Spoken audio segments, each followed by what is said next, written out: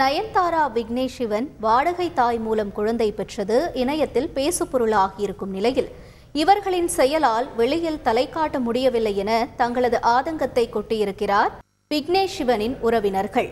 அது பற்றி விரிவாக பார்க்கலாம். காதல், திருமணம் என சர்ச்சைகளை கடந்த நயன்தாரா இப்போது வாடகை தாய் மூலம் குழந்தை பெற்றதன் மூலம் அடுத்த பரபரப்பிற்கு அடியிட்டிருக்கிறார். தழைய தாலி கட்டிக்கொண்டு ஹனிமூன் போட்டோக்களில் கவனம் ஈர்த்த நயன்தாரா கர்ப்பமாக இருக்கிறார் என வதந்திகளும் வெளியானது. ஆனால் திடீரென நானும் நயனும் அம்மா அப்பா ஆகிவிட்டோம் என்று ஒரு போட்டோவால் பரபரப்பை ஏற்படுத்தினார் விக்னேஷ் சிவன். ஜூன் 9 திருமணம், அக்டோபர் 9 குழந்தை பிறந்த அறிவிப்பு என்பதால் இது வாடகை தாய் முறைதான் என உறுதியானது. அப்படியென்றால் முறையான சட்ட விதிகளை பின்பற்றிதான் இவர்கள் குழந்தை பெற்றார்களா என்ற கேள்வி எழுந்திருக்கிறது. ஒருவேளை அவர்கள் விதிகளை மீறி குழந்தை பெற்றார்களா என்பது குறித்து நயன்தாரா விக்னேஷ் சிவனிடம் விளக்கம் கேட்கப்படும் என தெரிவித்திருக்கிறார் மக்கள் நல்வாழ்வுத்துறை அமைச்சர் மா சுப்பிரமணியன். 21 வயசுலேருந்து 36 வயசுக்குள்ளே இருக்கிறவங்க தான் அந்த சினை முட்டை தானம் செய்யணும், திருமணம் ஆகியிருக்கணும், கணவரோட ஒப்புதல் பெறப்பட்டிருக்கணும். இதெல்லாம் தான் அந்த விதிமுறைகள். என்னென்ன மாதிரியான விதிமுறைகள் அப்படின்னு 90க்கும் மேற்பட்ட இந்த ஃபெர்டிலிட்டி சென்டர்ஸ் தமிழ்நாட்டில் இருக்குது. அவங்களுக்கு எல்லாமே இந்த விதிமுறைகளை முறையாக புத்தகங்களாகவே அச்சிட்டு அவர்களுக்கு தந்திருக்கிறது டிஎம்எஸ் நிர்வாகம். டிஎம்எஸ் டைரக்டர் ஆஃப் மெடிக்கல் சர்வீஸிடம் சொல்லி அதில் இருக்கிற விதிமுறைகளின்படி இது நடந்ததா இல்லையா அப்படிங்கிறத பரிசீலிக்கப்படும். சென்னையில் உள்ள மருத்துவமனை ஒன்றில் வைத்து குழந்தைகளை நயன்தாரா பராமரித்து வருவதாக சொல்லப்படுகிறது. இதனிடையே இவர்களின் இந்த செயலால் தங்களால் வெளியே தலை காட்ட முடியவில்லை என்று தன் ஆதங்கத்தை கொட்டியிருக்கிறார் விக்னேஷ் சிவனின் பெரியப்பா மாணிக்கம். ஒரு நல்ல விஷயத்தெல்லாம் சொல்லி கொடுக்கறதுக்கு பெரியவங்க இருக்கிறவங்களுக்கு ஒருவேளை இதை சொல்லி கொடுக்குற அளவுக்கு அவங்களுக்கு தெரியலையோ அப்படின்ட்டு நான் நினைக்கிறேன். அடுத்தது குழந்தை பெற்றுக்கிறதுங்கிறது ஒரு பொண்ணு தாய்மை அடைகிறதுக்கு பெரிய விஷயம். இதை கல்யாணம் பண்ணி 3 மாதம் 4 மாதத்தில் குழந்தை பிறந்துருச்சுன்னா வெளியிலே போக முடியல என்னென்னமோ கேட்குறாங்க எங்களை.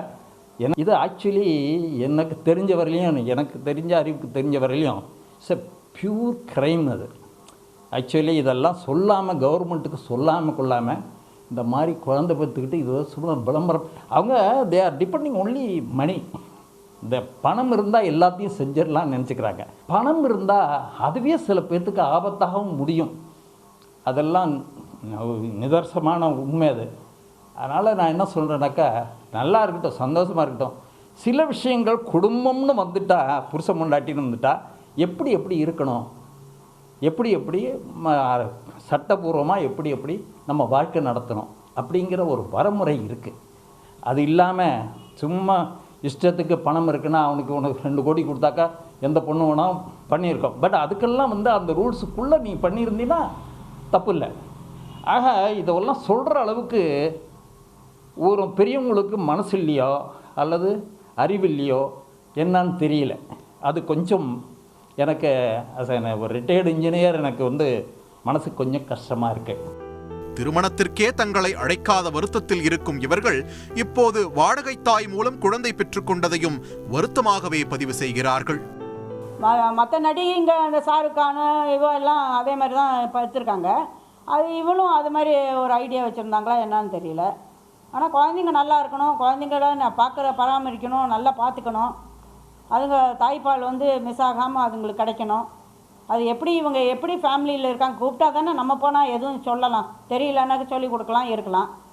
திருமணம் முடிச்சு 4 மாதம் தான் ஆகுது. 5 மாதம், ஜூன் 9th. 5 மாதம். இப்போ அந்த வாடகை தாய் குழந்தை தேவைங்களா? அது அவங்களுக்கு தேவையாக இருக்குது. அவங்க பிஃபோர் மேரேஜே இதை அரேஞ்ச் பண்ணியிருப்பாங்கன்னு நினைக்கிறேன். அப்படி இருந்தாங்கன்னா 10 மாதம் வரும். நம்மளும் திங்க் பண்ணணும் இல்லையா? இப்போ 10 மாதம்னா பிஃபோர் மேரேஜே இவெல்லாம் ரெடி பண்ணி வச்சுட்டு அதுக்கப்புறம் இப்போ 5 months ஆனவுடனே இப்போ குழந்தை பிறந்திருக்கு. அப்போ அவங்களுக்கு 10 மாதம் முன்னாடி தானே சொல்லியிருக்கணும். வாடகை தாயை அமர்த்திக் கொள்வதில் சட்ட விதிமுறைகள் பல சொன்னாலும் நயன்தாரா விஷயத்தில் நடந்தது என்ன என்ற கேள்வியே இங்கு பிரதானமாக இருக்கிறது. வாடகை தாயாக யாரை நியமித்தார்கள்? திருமணத்திற்கு முன்பே இவர்கள் இதை திட்டமிட்டது சரிதானா ஒருவேளை இவர்கள் செய்தது குற்றம் என்றால் அடுத்து என்ன என்ற கேள்விகள் எல்லாம் அடுக்கடுக்காக வந்து நிற்கின்றன. பணம், புகழ் என்பதையெல்லாம் தாண்டி குழந்தை ஆசையில் இப்போது மீண்டும் சர்ச்சை வளையத்திற்குள் வந்திருக்கிறார் நயன்தாரா. பொதுவாக பிரபலங்களை முன்னுதாரணமாக எடுத்துக்கொள்வோருக்கு மத்தியில் நயன்தாராவின் இந்த முடிவு எதிர்வினைகளை ஏற்படுத்தாமல் இருந்தால் நன்மையே.